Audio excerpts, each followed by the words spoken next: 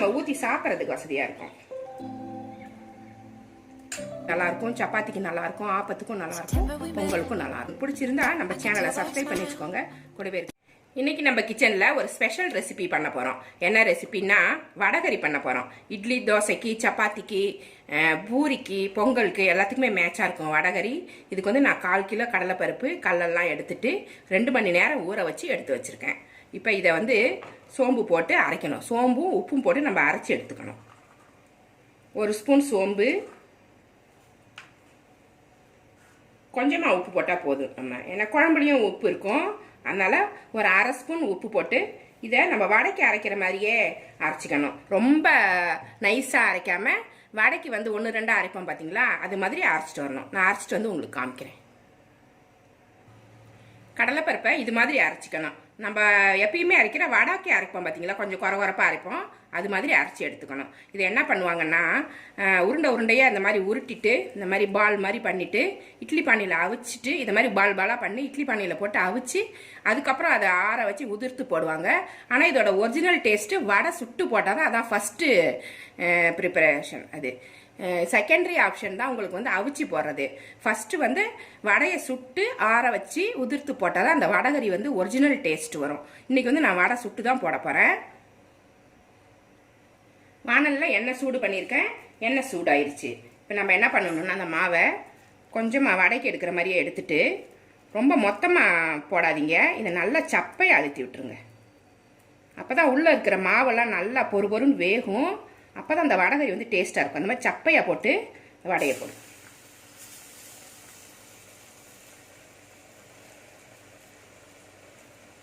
இந்த மாதிரி ஒரு பால் மாதிரி எடுத்துட்டு இதை நல்லா சப்பையாக தட்டிடுங்க.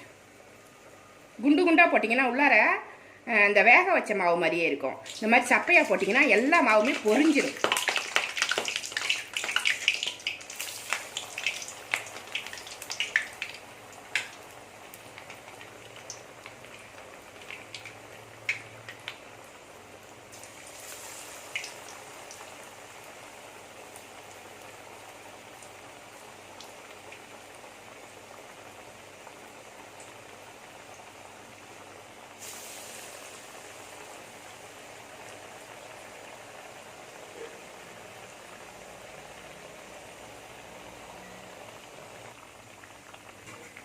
வடை ஒரு பக்கம் வெந்துருச்சு, அடுத்த பக்கம் திருப்பி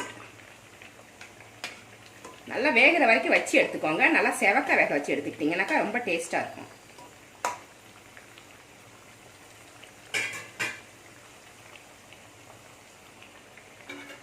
வடை நல்லா செவந்துருச்சு. இந்த மாதிரி இருக்கும்போது எடுத்துடலாம். நல்லா கிறிஸ்பியாக வேகிற வரைக்கும் வச்சு எடுத்துக்கோங்க. இது மாதிரி எல்லா வடையுமே செஞ்சு ரெடி பண்ணி வச்சுக்கணும். எல்லா வடையும் இது மாதிரி ரெடி பண்ணியாச்சு. இதை வந்து நல்லா ஃபேனில் ஆற வச்சுட்டு நல்லா பொடி பொடியாக நுணுக்கி கொண்டு வந்துடணும். ஆறுனதுக்கு அப்புறமா நுணுக்குங்க, இல்லைன்னா சூடாக இருக்கும். இது நல்லா ஆற வச்சுட்டு பொடியாக நுணுக்கி கொண்டு வந்துடலாம். ஒரு வானலில் சூடானோடனே ஒரு 1/2 கரண்டி எண்ணெய் ஊற்றிருக்கேன். நான் வந்து சன்ஃப்ளவர் ஆயில் ஊற்றிருக்கேன். உங்களுக்கு விருப்பப்பட்ட மாதிரி எண்ணெயை நீங்கள் ஊற்றிக்கலாம். இப்போ வந்து இதில் தாளிக்கிறதுக்கு பட்டை, ஒரு மராட்டி மொக்கு எடுத்து வச்சுருக்கேன், 2-3 கிராம்பு எடுத்து வச்சுருக்கேன், 1 ஸ்பூன் சோம்பு, இந்த தாளிக்கிற பிரிஞ்சி இலை, இது எல்லாமே போட்டு இதில் தாளிச்சிடணும்.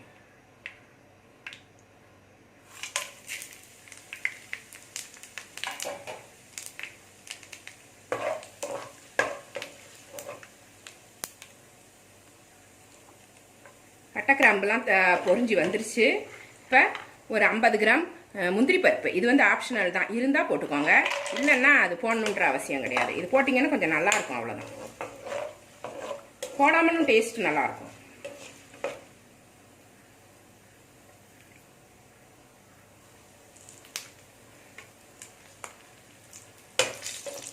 முந்திரி பருப்பு ஃப்ரை ஆயிடுச்சு. இப்போ 2 பெரிய வெங்காயம் பொடி பொடியாக கட் பண்ணி வச்சுருக்கேன். ஒரு 3 பச்சை மிளகாய், ஒரு சின்னதாக ஒரு 4 பச்சை மிளகாய் எடுத்து வச்சுருக்கேன். ரெண்டையுமே இதை போட்டுக்கலாம். பச்சை மிளகாய் வந்து ஃப்ளேவருக்காக தான் போடுறோம், தனி மிளகாத்தூள் போட போகிறோம் காரத்துக்குலாம். பச்சை மிளகாய் வெறுமனே ஃப்ளேவருக்காக, அதனால தான் நான் கம்மியாக போட்டேன்.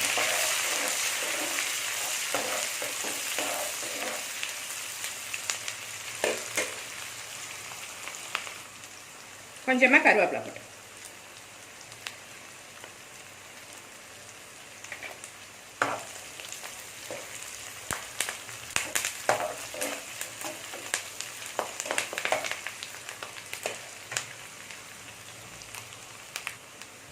வெங்காயம் நல்லா வதங்கிருச்சு.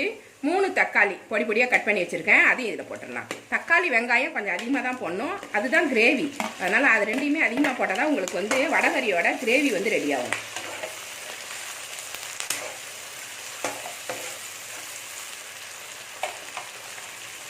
கொஞ்சமாக உப்பு போட்டுக்கலாம், ஒரு 1/4 ஸ்பூன் உப்பு போட்டு வதக்கிக்கலாம், அப்போ தான் சீக்கிரமாக வதங்கும்.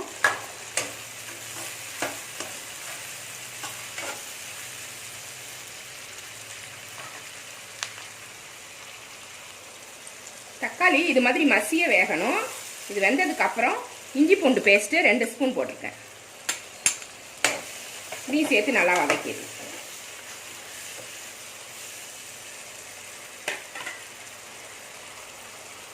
இதுக்கு தேவையான மசாலாலாம் இப்போ கலந்துடுவோம்.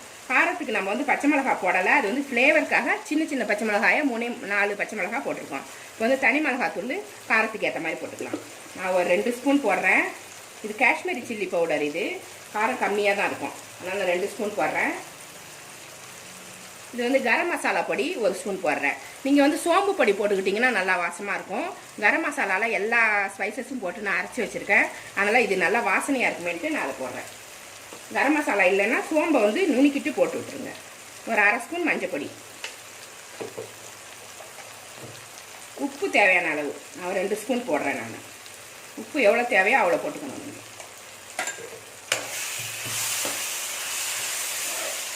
இது நல்லா கலந்து விட்டுருங்க. ஒரு நிமிஷம் வதக்குனீங்கன்னா இதோட பச்சை மணமெல்லாம் மாறி நல்லா கரெக்டாக வந்துடும், ஏன்னா பச்சை வாசனை அடிக்கும்.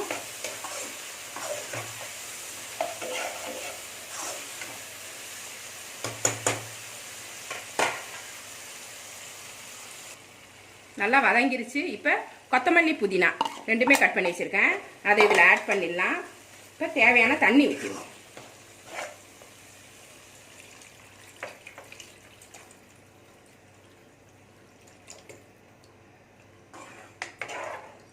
நல்லா கலந்துட்டு உப்பு காரம்லாம் செக் பண்ணிக்கோங்க. இந்த சமயத்தில் உப்பு பத்தலைன்னா போட்டுக்கோங்க, காரம் பத்தலைன்னா போட்டுக்கோங்க. காரம் ரொம்ப அதிகமாகிடுச்சு அப்படின்னா லைட்டாக ஒரு லெமன் புழிஞ்சு ஊற்றுனீங்கன்னா காரம் வந்து சரியாக வந்துடும். கொஞ்சம் தண்ணியாக தான் தெரியுது பாருங்கள். இதில் போட்டால் தான் அந்த வடையை நல்லா அது தண்ணியெல்லாம் இழுத்துக்கிட்டு கெட்டி ஆயிரும். இன்னும் கொஞ்சம் கூட தண்ணி ஊற்றலாம்.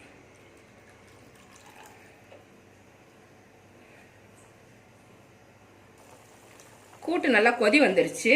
இப்போ வடையை வந்து இந்த மாதிரி நான் உடச்சி வச்சுருக்கேன், பார்த்தீங்கன்னா தெரியும். இது ஒரு குட்டி குட்டி பீஸாக இந்த மாதிரி உடச்சி வச்சுருக்கேன். இதை ஃபுல்லாகவே அதில் போட்டுருங்க.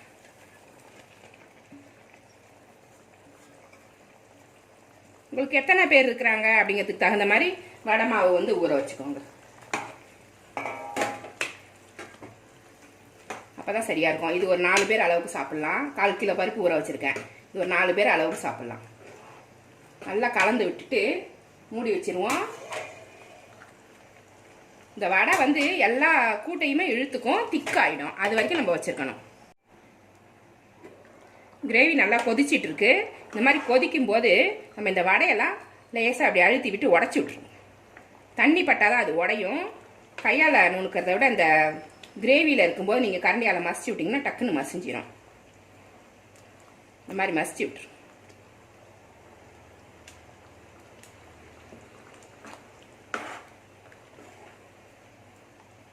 பெரிய பீஸ் எல்லாம் அப்படி நுணுக்கி விட்டுறணும்.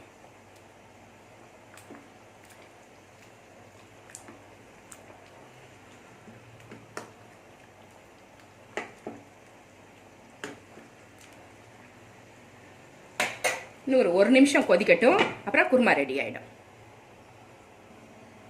1 நிமிஷம் ஆயிடுச்சு, இதை எடுத்துடலாம். நல்லா கொதிச்சிருச்சு, நல்லா வாசனையாக இருக்குது. இந்த மாதிரி இருக்கும்போதே நீங்கள் நிறுத்திடுங்க. இது என்ன நேரம் ஆக ஆக இன்னும் கொஞ்சம் கெட்டியாக ஆரம்பிச்சிடும். இப்படி கொஞ்சம் தண்ணியாக அப்படி இறக்குனீங்கன்னா தான் அது கெட்டி ஆகிறதுக்கு சரியாக இருக்கும். நம்மளுக்கு கிரேவி வந்து நல்லாயிருக்கும். ஏன்னா ரொம்ப கெட்டியாக இருந்துச்சுன்னா பொலபொலன்னு ஆகிடும். இப்படி இருக்கும்போது நான் எடுத்து காமிக்கிறேன். ஸ்டவ் ஆஃப் பண்ணிடலாம். இப்படி இருந்தால் நம்ம ஊற்றி சாப்பிட்றதுக்கு வசதியாக இருக்கும்.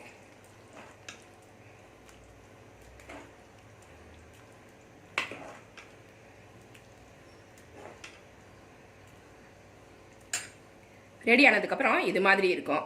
செமி கிரேவி சூப்பராக இருக்கும். இது டேஸ்ட்டாக இருக்கும். இட்லி தோசைக்கு நல்லாயிருக்கும், சப்பாத்திக்கு நல்லாயிருக்கும், ஆப்பத்துக்கும் நல்லாயிருக்கும், பொங்கலுக்கும் நல்லாயிருக்கும். ரொம்ப டேஸ்டான ரெசிபி. இந்த ரெசிபி உங்கள் வீட்டில் செஞ்சு பாருங்கள். இந்த ரெசிபி உங்களுக்கு பிடிச்சிருந்தா நம்ம சேனலை சப்ஸ்கிரைப் பண்ணி வச்சுக்கோங்க.